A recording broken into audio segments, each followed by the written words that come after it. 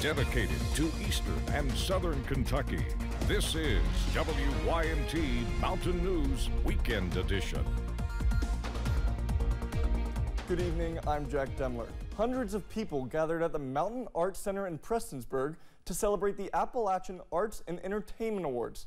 WYMT's RJ Johnson was there for the festivities and shares the excitement. Appalachian art is something event organizers say they found necessary to showcase, using the Appalachian Arts and Entertainment Awards as a way to recognize folks from the 13 Appalachian states.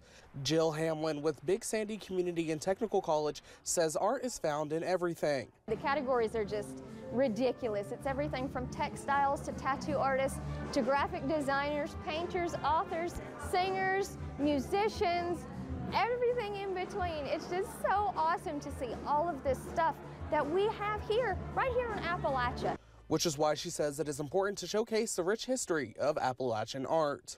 Keeping the arts and entertainment industry alive and promoting arts, especially in growing up in younger ages and throughout the education systems, is absolutely vital to humanity as an existence in general. Adding art can unite people from all walks of life. Art is one thing, entertainment, music is something that everyone can discuss, no matter what their background is, no matter what their circumstances were or are. It can still be a conversation starter that can really help build relationships that can last forever, and that is what Appalachia is about. Celebrating the impact of Appalachia. In Prestonsburg, RJ Johnson, WYMT Mountain News. The ceremony was hosted by WYMT alum Jim Caldwell. There were 50 categories highlighting educators, musicians, and more. Officials with the London Police Department are gearing up for the second annual Logan Medlock Memorial Bass Fishing Tournament. The tournament is on May 4th at Grove Marina in Corbin. Sergeant Medlock was killed by a drunk driver in 2022. Folks can either donate items, money, or sign up as a fisherman. Public Affairs Officer Hobby Darty says this tournament is a way to keep his legacy alive and support his family. At this time, we're still looking for donations to go towards that. All the proceeds will go to the family of fallen officer Sergeant Logan Medlock. And really, it's just about keeping his legacy alive and a part of this community. He was a very big part of the community. Was known as a great man here. Darty says you can contact him or visit the police department to sign up or find drop-off locations. You can find more information about this event on WYMT.com. Imagine yourself in a new Toyota. Wow. Yeah. Woo! I love it. Woo! Whoa. Oh, hey. Hey. What are we, Steve? Winners. I love you.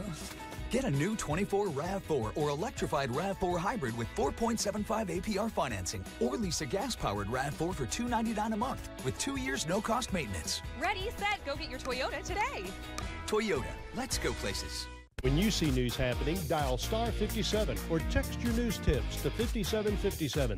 Services provided by Appalachian Wireless. Better service, bigger savings. The cornerstone of Investigate TV is investigative journalism. Should this be better regulated? How big of a problem is that? We always try to give viewers a takeaway, something they can learn from a story. Should they be revoking these certifications? The public has a right to know. There are things that affect our homes, that affect our families, that affect our health, that we are learning every day from these stories. And it allows us to tell the best of the best stories and show them to you every day.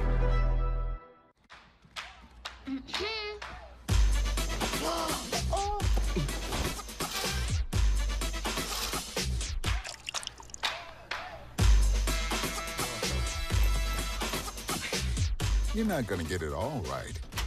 Just make sure you nail the big stuff. Mama!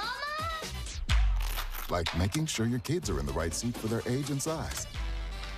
Get it right at nhtsa.gov/the-right-seat. Now, when you hear that music, you know what time it is. It's finally time to do some dancing.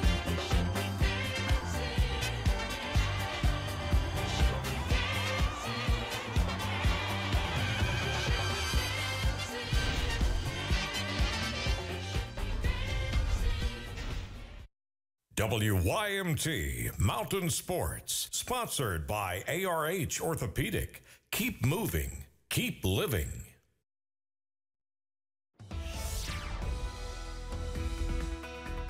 Well, it's a pleasant night across our area. Temperatures right now are into the 50s, 55 in Hazard, 52 in Manchester. We are 55 in Harlan, 51 for Jonesville, 50 in Wise, 54 for Clintwood, 57 for Pikeville, and 56 degrees in Prestonsburg. We look ahead at our headlines here of the next couple days.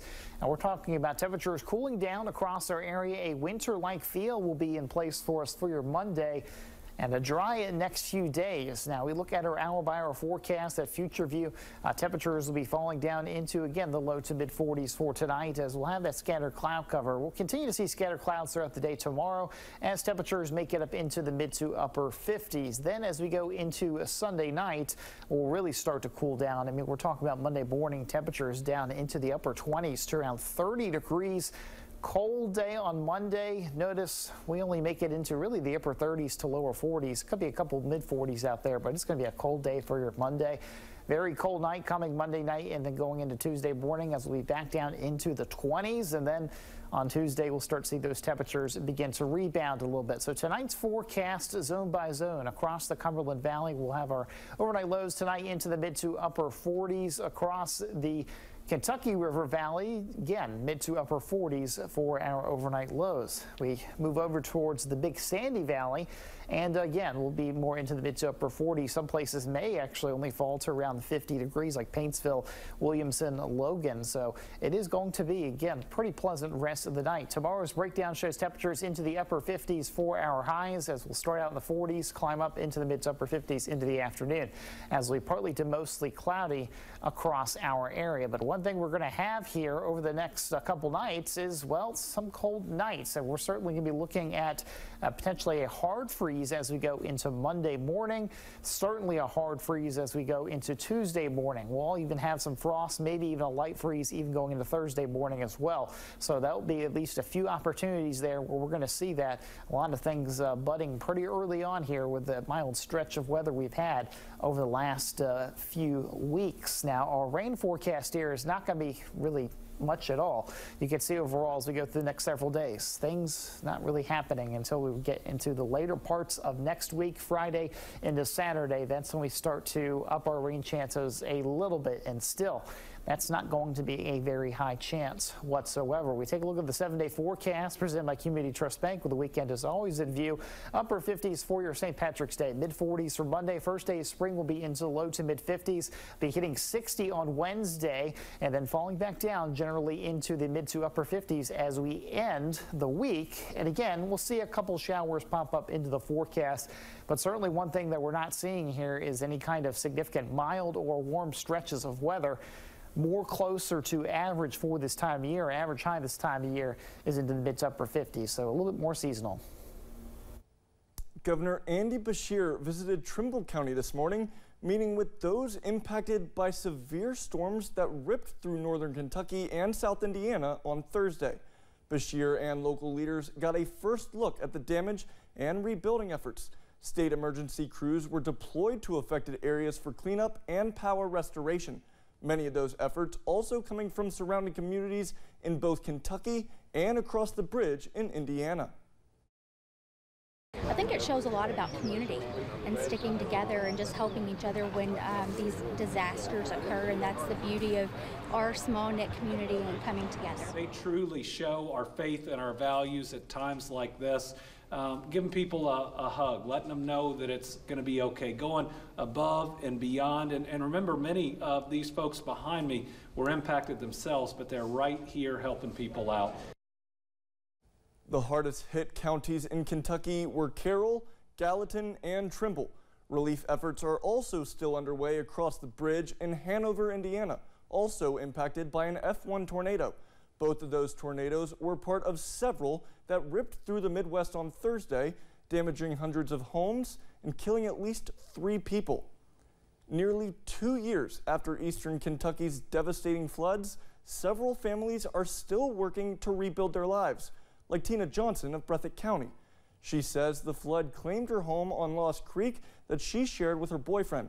The couple eventually bought a home, but it was also severely damaged by the flood and in need of repairs. That's when Johnson's disaster case manager connected her with Team Rubicon. I am so grateful because I'm tired. I'm exhausted. Our job is to go in there and help them, to get them situated and say, look, you're not by yourself. We are here. Several volunteers from Team Rubicon and FEMA were at Johnson's home today, helping provide the finishing touches she needs to move in.